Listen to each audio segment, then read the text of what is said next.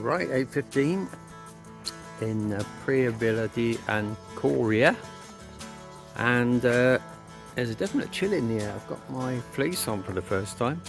September's on its way, obviously, and very nice. Again, a very nice place to stay. Very quiet though.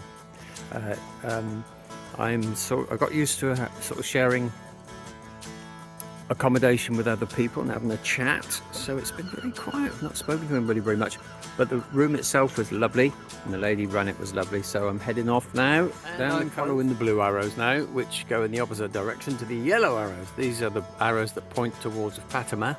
I'm not going all the way to Fatima, but they will take me to Porto. And this is a plant that grows a lot over here in Portugal. It's either fennel or dill. I think it's fennel, and there's a whole field of it here, and you can smell like the aniseed smell coming off of it. It's quite nice. And we suddenly come out of the town, and here we are, walking through country paths again, which is quite nice. There's a lot of urban walking yesterday. Hopefully we'll get near the coast again soon, but this isn't bad. I'm glad to get away from the noise of that fiesta in the city. The old stone bridge here, and a man up there taking his dogs for a walk or for a swim. And we're heading off up that way.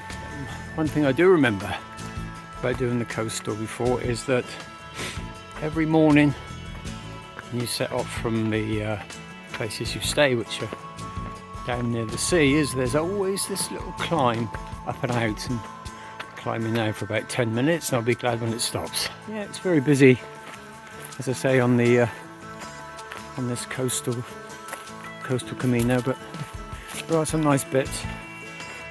Nice little forest walk here, but as I remembered, I think the coastal's slightly tougher than the central. There's more climbing, but this isn't too bad. Still up climbing in the forest, but you can see over there is the sea, the Atlantic, obviously, and you can probably hear it as well, actually. Yeah, so heading downhill now back towards the coast. And there's a very good example of how trees are really just fractals. It's like a science fiction tree. So I'm now following these. These, I believe, are the GR routes, and some of them coincide with the Camino routes and some don't, but they'll get me where I'm going. And here's an interesting little spot that I don't for the life of me remember last time I came through here. I don't know why that might be, but a real mixture of really nice renovated property up the top there, and it comes down, and then there's almost like a swimming area there, and then we go on that way. Very nice. I bet when they get a lot of rain, it's a real cascade down through here. You can see there's a slight trickle of water up the top there, but I bet it cascades down through here and on down through there. Almost be worth coming back in the rain when it's been raining a lot. You can see the full run of this. It comes down here, and then I'm on this bridge here, and it goes on down that way. That's quite something. Right there is a lovely little cafe restaurant type thing. Very nice, very quiet at the moment as well, so I'm going to make the most of it and stop for coffee and maybe a bite to eat. We have a very rustic section here. Obviously, don't know if the top has been gradually worn away, but it's definitely very rocky. There's pilgrims coming down before I go up. So here you see what we're walking over here.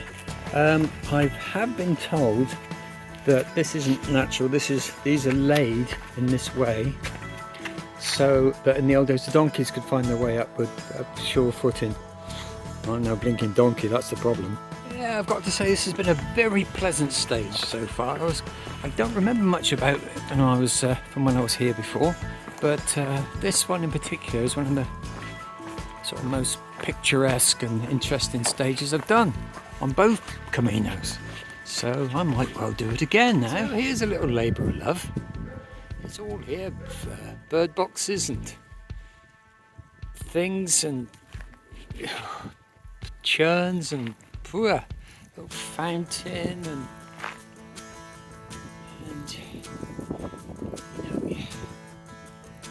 wonder whether it can't all be for the pilgrims who walk by here. This is not on a main road or anything, you know.